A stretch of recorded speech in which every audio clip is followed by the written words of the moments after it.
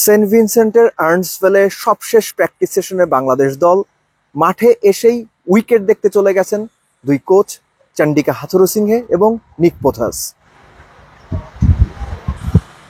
যে কোনো ভেন্যুতেই বাংলাদেশ যখন ম্যাচ খেলে তখন সেই কন্ডিশন কিংবা উইকেট নিয়ে সবচেয়ে বেশি আলোচনা হয়।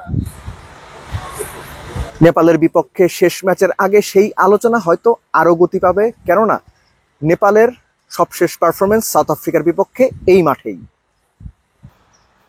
এই মুহূর্তে স্ক্রিনে যে উইকেটটা দেখতে পাচ্ছেন, এই উইকেটেই সাউথ আফ্রিকা এবং নেপালের ম্যাচটা হয়েছিল, যেখানে স্পিনাররা সবচেয়ে বড় ভূমিকা রেখেছিলেন। এমনকি সাউথ আফ্রিকার 7 উইকেটের সবগুলোই তুলেছিলেন নেপালের স্পিনাররা। বাংলাদেশ নেপাল ম্যাচটা হবে ঠিক তার পাশের উইকেটে, একদম নতুন কিংবা ফ্রেশ উইকেটে। চন্ডিকা হাথুরুসিংহে যখন উইকেট দেখায় ব্যস্ত, তখন স্পিন কোচ মুশতাক আহমেদের সঙ্গে শান্তর কথাবার্তা ড্রেসিং রুমের সামনে। নিরাপত্তা রক্ষীদের বলয়টপকে সামনে যাওয়ার উপায় নাই। শান্ত মুশতাক কি কথা সেটা জানারও কোনো সুযোগ নাই, কিন্তু একটু অনুমান তো করা যেতেই পারে।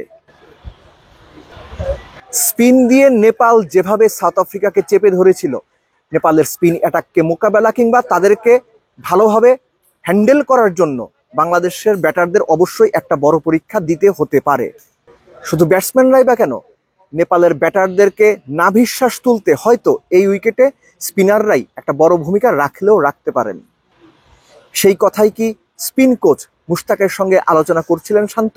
কেননা মনে রাখা খুব জরুরি, চলতি বিশ্বকাপের 3 ম্যাচে মোটে 22 রান করেছেন টাইগারদের ক্যাপ্টেন। তার নিজেরও তো একটু টেনশন হওয়া খুবই স্বাভাবিক, তাই নয় কি? হাথুরুসিংহেকে উইকেট নিয়ে এত বেশি কনসার্ন এর আগে খুব একটা দেখা যায়নি।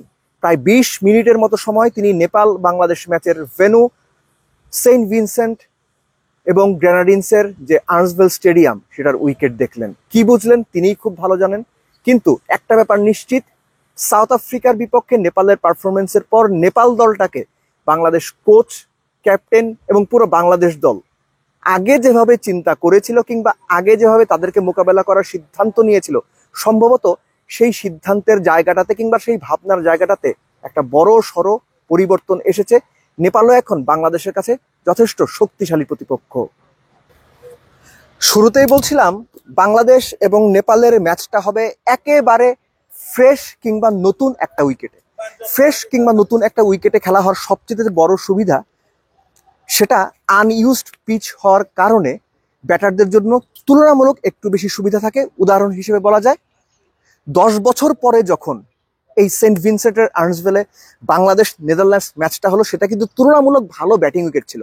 সো নতুন যে উইকেটটা প্রিপেয়ার করা হয়েছে বাংলাদেশ নেপাল ম্যাচের জন্য, সেই উইকেটটাও বাংলাদেশ নেদারল্যান্ডস ম্যাচটার মতো তুলনামূলক একটু বেটার উইকেট হবে। সেটা হয়তো স্বাভাবিকভাবে এক্সপেকটেশনস নিয়ে অপেক্ষা করা যায়। কিন্তু সবচেয়ে বড় প্রশ্নটা ঘুরে ফিরে যেখানে আসে, সেটা হচ্ছে উইকেট ব্যাটিংয়ের জন্য যত ভালোই হোক, বাংলাদেশের টপ অর্ডার কিংবা বাংলাদেশের ব্যাটাররা অন্তত নেপাল ম্যাচ দিয়েও রানে ফিরতে পারবেন তো? কেননা নেপাল ম্যাচের পরেই শুরু হবে বাংলাদেশের আসল চ্যালেঞ্জ, সত্যিকারের বড় চ্যালেঞ্জ। কেননা ওই সময়ে প্রতিপক্ষ যখন অস্ট্রেলিয়া, ইন্ডিয়া, তখন বাংলাদেশের ব্যাটারদের বর্তমান যে অবস্থা, সেই অবস্থা যদি কন্টিনিউ করে ভালো কিছু হবে, এই প্রত্যাশা আমরা রাখতে পারি। কিন্তু সেখানে শঙ্কার জায়গাটাই সবচেয়ে বড় হয়ে দেখা দেয়। তবে একটা জায়গা নিয়ে আমার মনে হয় আপনাদের শঙ্কা করা উচিত না, সেটা হচ্ছে আপনার ঘর, আপনার ঘরের শাইন, গ্ল্যামার এবং সুরক্ষা নিশ্চিত করতে জাপানিজ টেকনোলজিতে প্রস্তুত পরিবেশ বান্ধব নিপ্পন পেইন্ট আজই নিয়ে আসুন। ঘর থাকবে সুরক্ষিত, ঠিক যেভাবে বাংলাদেশের ক্যাপ্টেন এবং কোচ বাংলাদেশ দলটার ড্রেসিং রুমকে সুরক্ষিত রাখতে চান। সেন্ট ভিনসেন্ট থেকে দেব চৌধুরী, অলরাউন্ডার, ওয়েস্ট ইন্ডিজ।